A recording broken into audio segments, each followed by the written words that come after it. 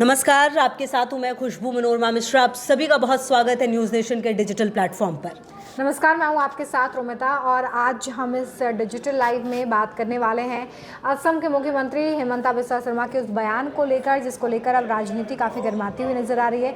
दरअसल हेमंता बिस्वा शर्मा ये कह रहे हैं कि अगर 400 सीटें मिलती हैं तो फिर पीओके भी हमारा होगा और इस बयान के मायने खुशबू अपने आप में बेहद महत्वपूर्ण हो जाता है। बिल्कुल, देखिए अभी चुनाव के जो चरण है वो बाकी है और आप अगर बयानबाजियों का दौर देखिए तो अभी सैम पित्रोदा का बयान जो है रोमिता अभी वो ठहरा भी नहीं है। मतलब अभी उसी पर घमासान चल रहा था कि हेमंता बिस्वा शर्मा ने एक नया सुर छेड़ दिया है। उन्होंने ये भी कहा कि 300 सीट मिली तो राम मंदिर बनवाया, अब अगर 400 मिलेगी तो मथुरा में भी जो जन्मभूमि है कृष्ण जन्मभूमि वो बनाएंगे, ज्ञानवापी का मुद्दा भी सुलझा देंगे और साथ ही साथ पीओके भी हमारा होगा। ये बात भी कही है उन्होंने। और देखिए इस बात को कहने के पीछे जो बड़ी वजह है वो भी ज़रूर समझना होगा। दरअसल जो पाक ऑक्यूपाइड कश्मीर है वहाँ पर जगह जगह प्रदर्शन हो रहे हैं, लोगों ने मोर्चा खोल दिया है सरकार के खिलाफ और इसलिए इन तस्वीरों को देखते हुए इस वक्त भारत में भी इसकी चर्चा हो रही है।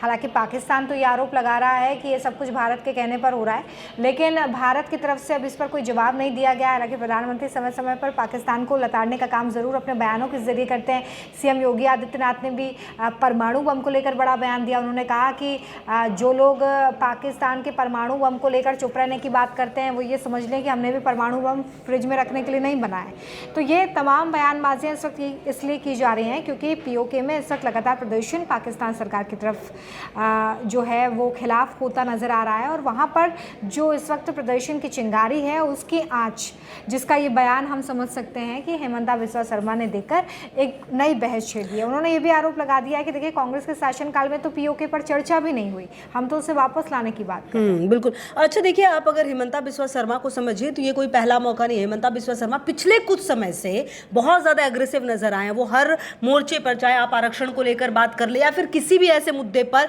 वो ज़रूर अपनी राय रखते हैं और जब भी बोलते हैं तो कुछ ना कुछ उस पर राजनीति भी तेज हो जाती है।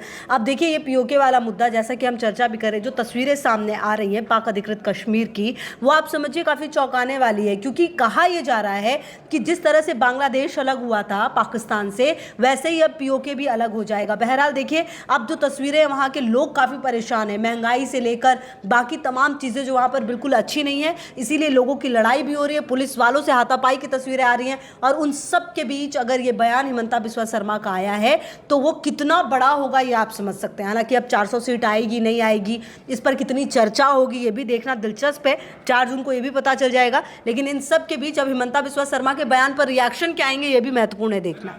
बिल्कुल, देखिए साथ ही उन्होंने जो बयान दिया जिसका आपने भी जिक्र किया खुशबू कि अगर 400 सीटें आती हैं तो कृष्ण जन्मभूमि का उन्होंने जिक्र किया और उसके अलावा ज्ञानवापी का जिक्र भी उनकी तरफ से किया गया।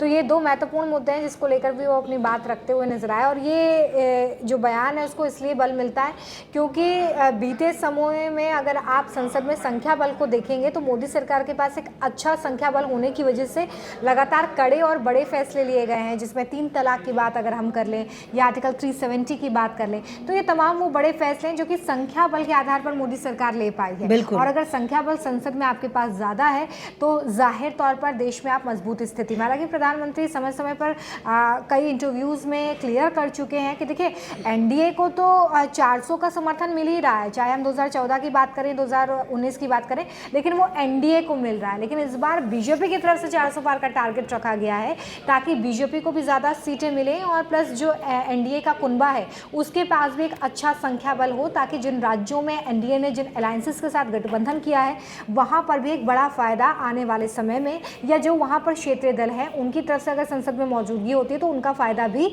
मोदी सरकार को मिल सके। फिलहाल देखना होगा कि इस दावे में कितना दम है। और सबसे बड़ी बात देखिए, जो एक पॉइंट आप कह रही थी कि अगर संख्या बल अच्छा मिलता है तो ये देखिए कहीं के लिए भी अच्छा है।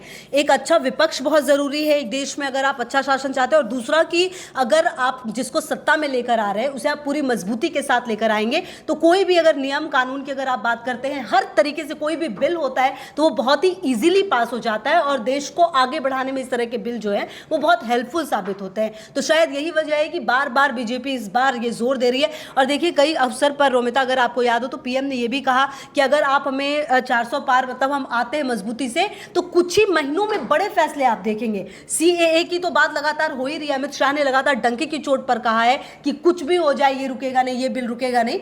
तो आने वाले समय में अगर आप इस मजबूती के साथ बीजेपी को अगर लेकर आती है जनता, तो किस तरह के फैसले लेंगे ये भी देखना दिलचस्प होगा। देखिए, और ये एक महत्वपूर्ण बात ये भी है कि देखिए, इससे पहले संख्या बल ना होने की वजह से कई बार बिल अटक जाया करते थे या संसद में उस विधेयक पर चर्चा नहीं हो पाती थी ठीक ढंग से, और इसलिए लगातार संख्या बल पे जो है वो जोर दिया जा रहा है। बहरहाल देखना होगा कि कितनी सीटें आती हैं, क्योंकि ये तो 4 जून को ही पता चलेगा कि आखिर जीत किसकी होगी, और सीटों का जो दावा इस वक्त किया जा रहा है क्या वो वोटों में कन्वर्ट हो पाता है। तमाम अपडेट्स के लिए आप हमारे साथ बने रहिए। अब तक अगर आपने हमें सब्सक्राइब नहीं किया है तो सब्सक्राइब ज़रूर करें। बहुत शुक्रिया।